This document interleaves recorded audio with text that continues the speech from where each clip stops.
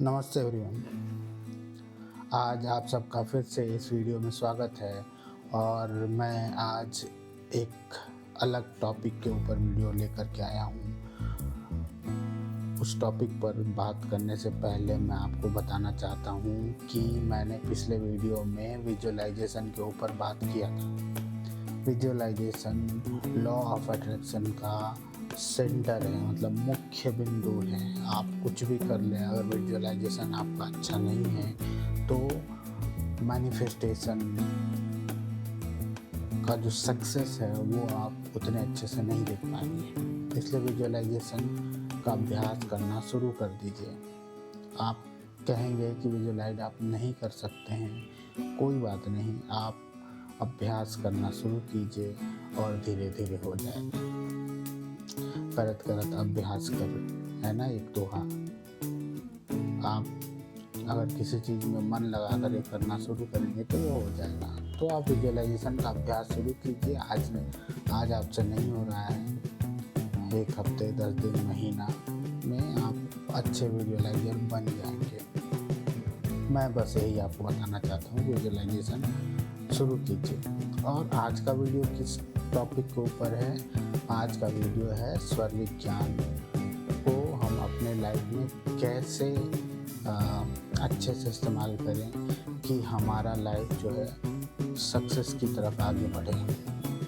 मैंने कहा मैं law of attraction, manifestation, meditation के ऊपर वीडियो बनाता हूँ, तो उसमें स्वर विज्ञान का भी बहुत बड़ा रोल है। और मैं स्वर विज्ञान के बारे में बोल रहा हूँ उसके पहले मैं बता दूँ कि मैंने कम से कम 2 वर्षों से, इन 2 वर्षों से स्वर विज्ञान को सीख रहा हूँ। तकरीबन मैंने 3 गुरुओं से सीखा है। कम से कम 10 से 15 पुस्तकें पढ़ी हैं स्वर विज्ञान के ऊपर। तब मैं आपके सामने कुछ बोल भी रहा हूँ। इसलिए स्वर विज्ञान के 3 चरण हैं। एक है आपका बेसिक, एक है इंटरमीडिएट और एक है एडवांस। एक साधारण मनुष्य जो बिगिनर है वो सीख ले बस है, उससे ज़्यादा सीखने की ज़रूरत नहीं है। अपने लाइफ में उसको इम्प्लीमेंट कीजिए, डे टू डे लाइफ को अच्छा बनाइए, सक्सेस की तरफ लेके जाइए। ये बात मैं आपको बताने आ जा रहा हूँ। जो बिगिनर जो चीज़ है स्वर विज्ञान का, वो मैं आपके सामने रखूँगा। लेकिन लॉ ऑफ अट्रैक्शन की जो वीडियो मैंने पहले बताई हैं, जो टेक्निक्स मैंने शेयर किया है पहले, उनका इस्तेमाल करना बहुत ज़रूरी है। उनका इस्तेमाल आप करेंगे तो आप अपने जो भी विश हैं उसको पाता हुआ पाएंगे। स्वर विज्ञान का इस्तेमाल करने और लॉ ऑफ अट्रैक्शन की जो टेक्निक है, दोनों अलग अलग चीज़ें हैं। और दोनों को मैं इसलिए जोड़ रहा हूँ क्योंकि मैंने दोनों पढ़ा है, मैंने दोनों सीखा है, इसलिए मैं आपके सामने रख रहा हूँ। अगर आप दोनों का इस्तेमाल करेंगे तो आप अपने जो सक्सेस है उसको और फास्टर होता देख पाएंगे। तो स्वर विज्ञान क्या है, थोड़ा सा बेसिक मैं आपको बता दूँ। स्वर विज्ञान का जो हिस्ट्री है वो हमारे शिव जी, भगवान शिव से आया हुआ विद्या है और एक बहुत ही रहस्य हिडन विद्या है, जिसे गुरु शिष्य परंपरा तक ही सीमित रखा गया है लाखों वर्षों से।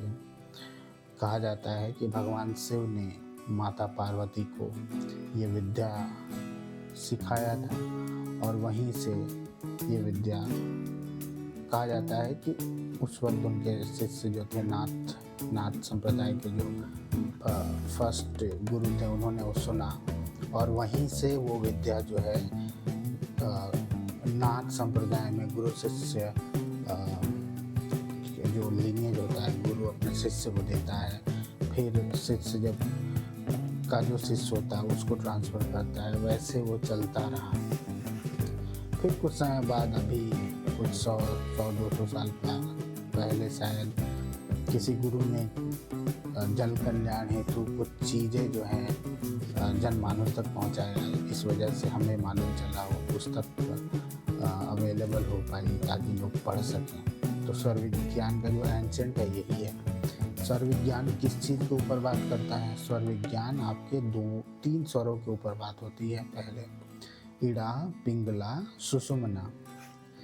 इड़ा मतलब चंद्र नाड़ी यानी लेफ्ट नॉस्ट्रिल, पिंगला मतलब सूर्य नाड़ी राइट नॉस्ट्रिल, सुषुम्ना मतलब जब दोनों नासिकाएं एक समान चले तो उसे सुषुम्ना कहते हैं। अभी अगर इस वीडियो को जो देख रहे हैं, अगर आपको स्वर विज्ञान का मालूम है तो आप समझ गए होंगे मैं क्या कह रहा हूँ। नहीं मालूम है तो थोड़ा सा मैं समझा दूँ आपको कि स्वर विज्ञान में ये कहता है कि एक समय में आपका एक ही नॉस्ट्रिल एक्टिव होता है।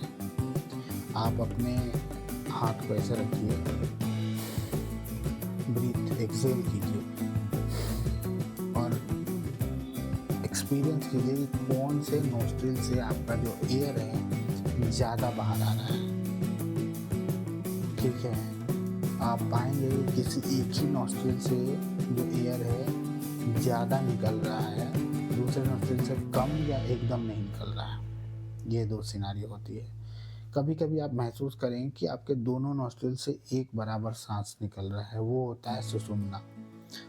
वो एक्सचेंज पीरियड होता है जब आपका एक नासिका से दूसरे नासिका की तरफ जब स्विच होता है तो बीच में जो ट्रांजिशन पीरियड होता है, बीच में कुछ क्षण के लिए सुषुम्ना आती है। सुषुम्ना अपने आप में बहुत बड़ा विज्ञान है, उसके ऊपर मैं आज बात नहीं करूँगा। ये बहुत बड़ा टॉपिक है सुषुम्ना। इड़ा और पिंगला पर ही रहते हैं। तो आपका इड़ा जो है ऑलमोस्ट 1 घंटे चलेगा, पिंगला जो है 1 घंटे चलेगा। ये स्विच होता रहेगा। 1 घंटे बाद ऑटोमेटिक ये लेफ़्ट की ओर जाएगा, फिर लेफ़्ट से राइट की ओर जाएगा। ये पूरा दिन ऐसे होते रहता है।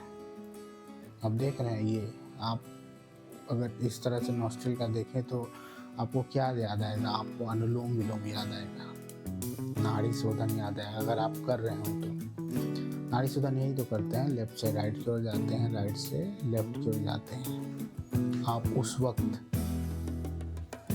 इड़ा और पिंगला से खेल रहे होते हैं।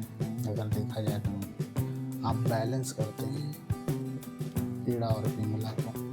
यही स्वर विज्ञान है। स्वर विज्ञान कहता है कि आपका जो स्वर है एक समय में एक चलेगा, फिर कुछ समय के बाद फिर दूसरा चलना शुरू होगा। ये अंतराल जो है तकरीबन 60 से 70 मिनट का होता है और इस दौरान हमारा स्वर विज्ञान जो है बताता है कि कौन से नॉस्ट्रिल में क्या कार्य करना चाहिए। अब आपका जो स्वर विज्ञान है कई एरियाज पे काम करता है। वास्तु पे काम करता है, एस्ट्रोलॉजी पे काम करता है, हेल्थ के ऊपर काम करता है, आपके लाइफ में बहुत सी चीज़ें हैं उसके ऊपर काम करता है। तो एक एक चीज़ को थोड़ा समझते हैं। अभी आप समझ लीजिए कि एक समय में एक नॉस्ट्रिल चलेगा, ठीक है? आप ऐसे करके चेक कर लीजिए। लेफ्ट माने ईड़ा, चंद्र नाड़ी, चंद्र यानी चंद्र जो है कूल ठंडे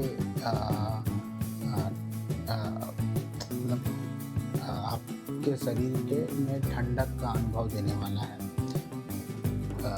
पिंगला यानी सूर्य, गर्मी का प्रतीक। ये ठंडी का प्रतीक, ये गर्मी का प्रतीक। तो आपके शरीर को बैलेंस रखने के लिए ठंडा और गर्म दोनों एक समान होना चाहिए। कोई एक ज़्यादा हुआ, कोई एक कम हुआ तो आपके शरीर में कुछ ना कुछ रोग इस तरह से दिखेंगे। इसलिए दोनों को बैलेंस रखना चाहिए। वो एक अलग टॉपिक है, कैसे बैलेंस करते हैं क्या नहीं ना। ये स्वर विज्ञान बहुत बड़ी चीज़ है।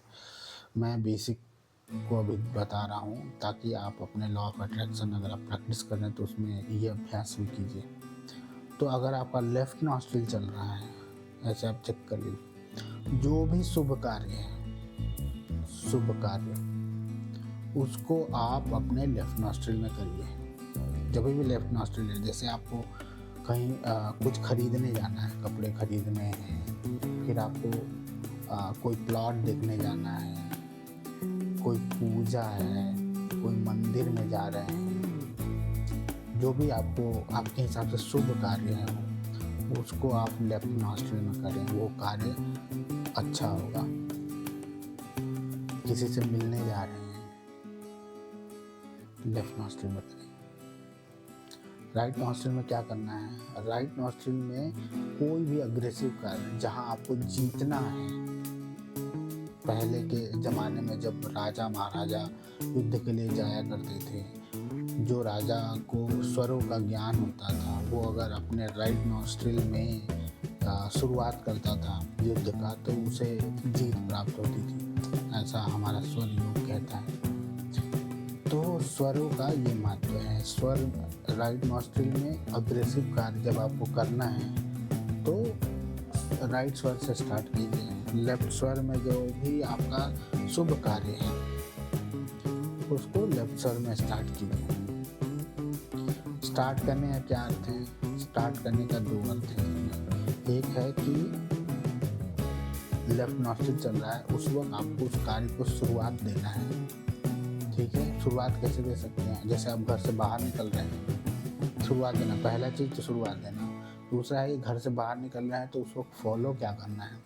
घर से बाहर निकल रहे हैं, आपका लेफ्ट नॉस्ट्रिल है, आपको शुभ कार्य के लिए निकलना है तो लेफ्ट नॉस्ट्रिल है, तो आपका जो पाँव जो है सब दरवाजे से बाहर जो पहला जाएगा वो आपका लेफ्ट पैर होना चाहिए।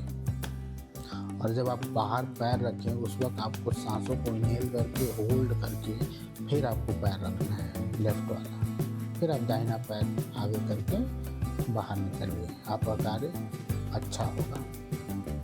ये है। उसी तरह सूर्य वाला है, सूर्य भी उसी तरह फॉलो करना है। अब इसमें बहुत सी चीज़ें होती हैं, इसमें पक्ष का भी होता है, कौन से दिन कौन सा स्वर होना चाहिए, इसका भी महत्व है। कौन सा तत्व होना चाहिए, किस तत्व के प्रभाव में आपको क्या करना चाहिए, ये अलग सेक्शन है। लेकिन सूर्य और चंद्र का क्या इम्पोर्टेंस है, सूर्य में क्या करना चाहिए, चंद्र में क्या करना चाहिए, ये मैं आपको बता रहा हूँ, ताकि आप एक बेसिक फॉलो जब करने लगेंगे आपको इतना चाहिए, आपको अंतर दिखने लगेगा।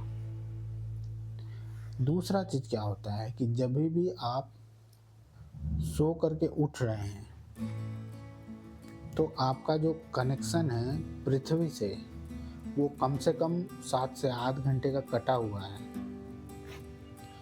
तो जब आप उठेंगे तो अपने नॉस्ट्रिल को चेक कीजिए कौन सा नॉस्ट्रिल चल रहा है, और वही पैर को सांस को इनहेल करते हुए, सांस को अंदर करते हुए, होल्ड करते हुए वही पैर को ज़मीन पर रखिए।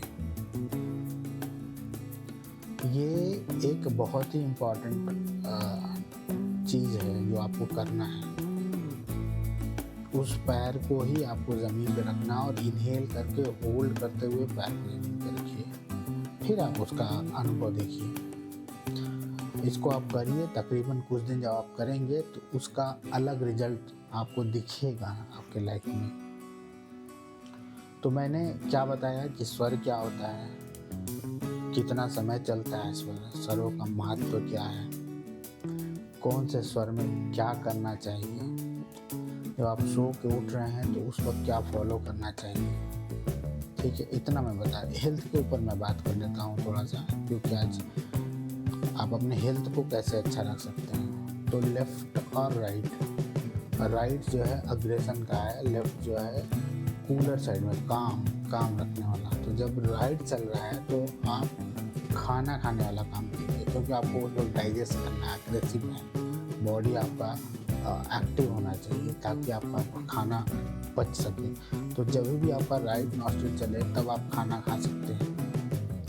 तो आपको ये देखना पड़ेगा दिन में, जैसे आप दोपहर का लंच कर रहे हैं, आपका एक घंटे का पीरियड होता है, जैसे 12 से 1 या 1 से 2 के बीच में आपको लंच करना है। तो आप उस दौरान अपने नॉस्ट्रिल को देखिए कि आपका क्या राइट नॉस्ट्रिल चल रहा है। अगर नहीं चल रहा है तो कुछ देर वेट कीजिए, जब चलना शुरू हो जाए उस वक्त आप खाना खा लीजिए, और जब तक चलता रहे उस वक्त आप पानी मत पीजिए। पानी आपको लेफ्ट नॉस्ट्रिल में पीना है, और ये मैंडेटरी है, पानी लेफ्ट नॉस्ट्रिल में ही पीना है। राइट नॉस्ट्रिल में कभी भी पानी नहीं पीना चाहिए। अगर ये दोनों नियम आपने फॉलो करना शुरू कर दिया, आपका हेल्थ बहुत अच्छा रहेगा, आप स्वस्थ रहेंगे हमेशा। बहुत सी समस्याएं जो हैं वो दूर रहेंगी अगर खाना और पीना ही ध्यान दे रही है। पीने का भी एक अलग रूल है, लेकिन मैं आपको ये बस ये बता रहा हूँ कि जब भी चंद्र सोच रहे लेफ्ट नॉस्ट्रिल चले आप पानी पी सकते हैं, जब भी राइट नॉस्ट्रिल चले आप उस वक्त कुछ खा सकते हैं, लेकिन राइट नॉस्ट्रिल जब चले उस वक्त आप पानी नहीं पी सकते हैं। पानी पीजिएगा तो उसका दुष्परिणाम शरीर पर दिखेगा, आप इसका अनुभव कर सकते हैं।